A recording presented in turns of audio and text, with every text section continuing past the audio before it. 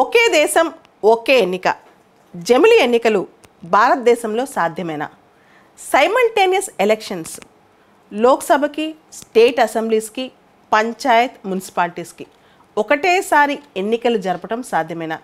దీనికి సంబంధించి గత సంవత్సరం సెప్టెంబర్ 2023లో కేంద్ర ప్రభుత్వం ఒక కమిటీ వేసింది. ఫార్మర్ ప్రెసిడెంట్ రామ్నాథ్ కోవింద్ గారి అధ్యక్షతన. ఈ కమిటీలో రామ్నాథ్ కోవింద్ గారితో పాటు home minister Amit Shah, former finance commission chairman NK Singh, former Lok Sabha secretary general Subhash Kashyap, senior advocate Harish Salve and chief vigilance commissioner Sanjay Kothari వీళ్ళందరూ ఉన్నారు. వీళ్ళందరూ ఉండి ఒక నివేదిక సమర్పించారు. ఈ రోజున రామ్నాథ్ కోవింద్ గారి అధ్యక్షతన ఈ జమిలి ఎన్నికలకు సంబంధించిన కమిటీ ఈరోజు ప్రెసిడెంట్ ద్రౌపది ముర్ము గారికి తమ నివేదికను సమర్పించింది. ఈ నివేదికలో ఉన్న ముఖ్యమైన అంశాలు బయటకు వచ్చాయి. జమిలి ఎన్నికలపై 18,629 పేజీలతో ఒక నివేదికను సబ్మిట్ చేసింది రామ్నాథ్ కోవింద్ అధ్యక్షతన ఉన్న ఈ కమిటీ.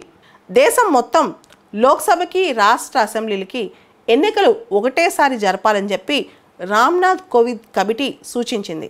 అయితే ఇక్కడ మన రాష్ట్ర అసెంబ్లీస్ చూసుకుంటే కనుక ఒక్కొక్క రాష్ట్ర అసెంబ్లీకి ఒక్కొక్క ఎండ్ డేట్ ఉంటుందన్నమాట. అంటే అన్ని రాష్ట్ర అసెంబ్లీస్కి ఎలక్షన్స్ ఒకటే సంవత్సరం అవో. ఉదాహరణకి మనం చూస్తే కనుక వెస్ట్ బెంగాల్, తమిళనాడు ఈ ప్రభుత్వాలకి, ఈ రాష్ట్ర అసెంబ్లీస్కి 2026లో టెన్యూర్ అయిపోద్ది. పంజాబ్, ఉత్తరాఖండ్, యూపీ 2027లో టెన్యూర్ అయిపోద్ది. కర్ణాటక, ఛత్తీస్గఢ్, తెలంగాణ 2028లో టెన్యూర్ అయిపోద్ది.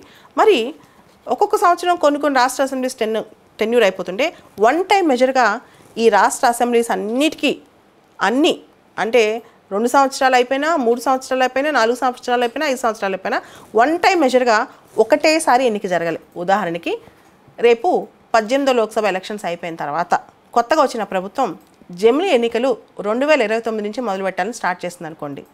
2029కి టెన్యూర్ కంప్లీట్ అయినవి అవ్వాల్సినవి మొత్తం అన్ని స్టేట్ అసెంబ్లీస్ ఒకటేసారి ఎన్నికెళ్తాయి. ఇది వన్ టైం మెజర్, ఇది ఒక్కసారికి మాత్రమే. మొత్తం కంప్లీట్గా అన్ని స్టేట్ అసెంబ్లీస్ వెళ్ళిపోతాయి అన్నమాట లోక్సభతో పాటు. సో ఇలా చేస్తేనే జమిలి ఎన్నికలు ఈజీగా కండక్ట్ చేయొచ్చు అని చెప్పి రామ్నాథ్ కోవింద్ కమిటీ చెప్పింది. అయితే ఇక్కడ కొన్ని సందర్భాల్లో లోక్సభలో కావచ్చు, రాష్ట్ర అసెంబ్లీలో కావచ్చు, నో కాన్ఫిడెన్స్ మోషన్ రావచ్చు, హంగ్ అసెంబ్లీస్ రావచ్చు. ఏదైనా ఈవెంట్ వల్ల అంటే అనుకోని సందర్భం, అనుకోని సిచ్యువేషన్ వచ్చి డిజాల్వ్ అయిపోవచ్చు. అప్పుడు పరిస్థితి ఏంటి? అప్పుడు ఎలక్షన్స్ జరిపి మిగతా టెన్యూర్ మాత్రమే, ఉదాహరణకి 2034లోనో 39లోనో ఎప్పుడో ఏపీ రాష్ట్ర అసెంబ్లీ 2 సంవత్సరాలకే డిజాల్వ్ అయిపోయింది. కొత్త అసెంబ్లీ ఎలక్షన్స్ జరుగుతున్నాయి. కొత్త ఎలక్షన్స్ 3 సంవత్సరాలు మాత్రమే ఉంటాయి. ఆ కొత్త టెన్యూర్ దానికి 3 సంవత్సరాలు మాత్రమే ఉంటుంది అనమాట. అంటే మొత్తం సింక్ చేయడానికి, మొత్తం ఏకీకృతం చేయడానికి ఈ మెజర్స్ తప్పనిసరి. అంటే చాలాసార్లు మధ్యలో కొన్ని సభలు రద్దు అవుతుంటాయి. అది లోక్సభ కావచ్చు, రాష్ట్ర అసెంబ్లీస్ కావచ్చు, ఏదైనా. అప్పుడు మళ్ళీ ఇది గాడి తప్పిద్ది అనమాట జమిలి ఎన్నికలు అనేది. అలా కాకుండా ఏ అసెంబ్లీ అయితే లేదా ఏ టైంలో అయితే లోక్సభలో అలా జరిగిందో ఆ టెన్యూర్కి మిగిలిన టెన్యూర్ అంటే 2 సంవత్సరాలకి జరిగింది అనుకోండి, 3 ఇయర్స్ మాత్రమే నెక్స్ట్ కొత్తగా ఎలక్ట్ అయిన వాళ్ళు ఉంటారనమాట. ఆ సభ టెన్యూర్ నెక్స్ట్ 3 ఇయర్సే ఉంటుంది అనమాట. అట్లా చేసుకుంటూ పోతే తప్పితే జమిలి ఎన్నికలు కష్టమవుతాయి. కాబట్టి రాష్ట్ర అసెంబ్లీలు కానీ, లోక్సభలో కానీ మధ్యలో హంగ్ ఏర్పడినప్పుడు కానీ, నో కాన్ఫిడెన్స్ వచ్చినప్పుడు కానీ, ఎప్పుడైనా ఇటువంటి పరిస్థితుల్లో మధ్యలో ఎన్నికలు పెట్టాల్సిన పరిస్థితి వచ్చినప్పుడు ఆ ఎన్నికైన ప్రభుత్వం రిమైనింగ్ టర్మ్ మాత్రమే ఉంటుంది. మళ్ళీ అది 5 ఇయర్స్ మళ్ళీ కంటిన్యూ అవ్వదన్నమాట. రిమైనింగ్ టర్మ్ మాత్రమే ఉంటుంది. జమిలి ఎన్నికలు స్టార్టింగ్ పాయింట్ ఎప్పుడు అనేది కొత్తగా ఎన్నికైన ప్రభుత్వం మాత్రమే నిర్ణయించాలి. అది 2029 అయితే 29, 34 అయితే 34. అయితే 2029 నుంచే జమిలి ఎన్నికలు నిర్వహించాలి అనుకుంటే మాత్రం ఆ యొక్క ప్రొసీజర్ ఇప్పటి నుంచే స్టార్ట్ చేయాలి. కొత్తగా ఈ లోక్సభ ఎలక్షన్స్ అవ్వగానే స్టార్ట్ చేసేసేయాలి. లేదా 2034 నుంచి పెట్టాలనుకుంటే 2029 నుంచి అది స్టార్ట్ చేసుకుంటే సరిపోతుంది. అయితే రామ్నాథ్ కోవింద్ ప్యానెల్లో ఒక మెంబర్ సుభాష్ కాశ్యప్, ఈయన చాలా పాపులర్.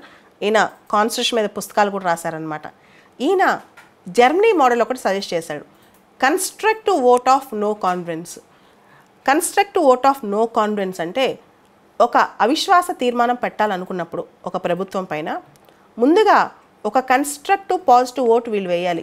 ఆల్టర్నేటివ్ అంటే దీనికి ప్రత్యామ్నాయం ఏంటి, ఆల్టర్నేటివ్ లీడర్ ఎవరు అని వీళ్ళందరూ ఒక లీడర్ని, ఒక ఆల్టర్నేటివ్ సిస్టమ్ని ఎన్నుకున్న తర్వాత అప్పుడు నో కాన్ఫిడెన్స్కి వెళ్ళాలి.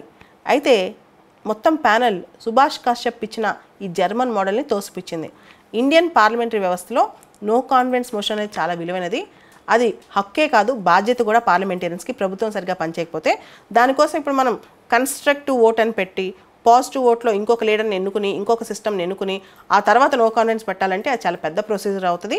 అది కుదరదు అని చెప్పి రామ్నాథ్ కోవింద్ అధ్యక్షతన ఉన్న హై లెవెల్ కమిటీ స్పష్టం చేసింది. జమిలీ ఎన్నికలకు సంబంధించి రామ్నాథ్ కోవింద్ గారి కమిటీ తొలుత లోక్సభ, రాష్ట్రాల శాసనసభ ఎన్నికలు ఏకకాలంలో నిర్వహించాలని చెప్పి సూచించింది. ఆ తర్వాత 100 రోజుల లోపల మున్సిపాలిటీ, పంచాయతీలకు ఎన్నికలు జరపాలని చెప్పి కూడా నివేదికలో సూచించింది. ఇందుకోసం అంటే జమిలీ ఎన్నికలు నిర్వహించడం కోసం రాజ్యాంగంలో కనీసం 5 ఆర్టికల్స్ సవరించాలని కూడా కమిటీ చెప్పింది.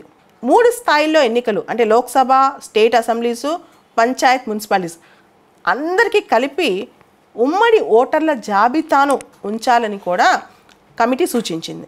రామ్నాథ్ కోవింద్ కమిటీ మన రాజ్యాంగంలోని ఆర్టికల్ 325ను సవరించాలని సూచించింది.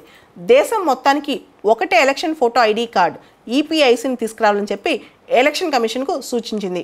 ఈ ఐడి కార్డ్ తయారు చేసేటప్పుడు election commission, state election commissions కూడా సంప్రదించాలని కూడా చెప్పింది. సో ఇలాంటి దేశం మొత్తం ఒకటే అంటే అన్ని ఎన్నికలకు కలిపి ఒకటే సింగిల్ ఎలక్షన్ ఐడి కార్డ్ తేవాలి అంటే ఆర్టికల్ 325ని సవరించాలని కూడా చెప్పింది. అదేవిధంగా మన రాజ్యాంగంలో ఎలక్షన్ కమిషన్ సంబంధించి ఆర్టికల్ 324 నుంచి 329 వరకు ఆర్టికల్స్ ఉన్నాయి. ఆర్టికల్ 324కి ఏ ఆర్టికల్ అంటే 324A అనే ఒక కొత్త ఆర్టికల్ను రాజ్యాంగంలో జోడించమని చెప్పి కూడా రామ్నాథ్ కోవింద్ కమిటీ చెప్పింది.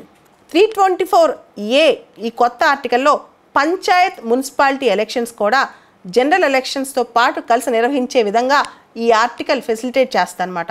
అందుకే ఆర్టికల్ 324Aని రాజ్యాంగంలో పొందుపరచాలని చెప్పి రామ్నాథ్ కోవింద్ కమిటీ సూచించింది.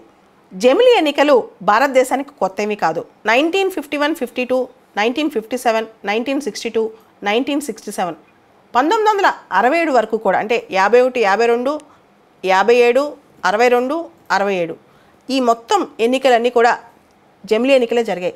67 నుంచే జమిలీ ఎన్నికలు అనే సిద్ధాంతం మనం పక్కన పెట్టేసి లోక్సభ ఎన్నికలతో కొన్ని రాష్ట్రాలకి ఎన్నికలు జరుగుతూ వచ్చాయి. మిగతా రాష్ట్రాలు టెన్యూర్స్ అయిపోయినప్పుడల్లా సపరేట్గా ఎన్నికలు పెడుతూ వచ్చాం.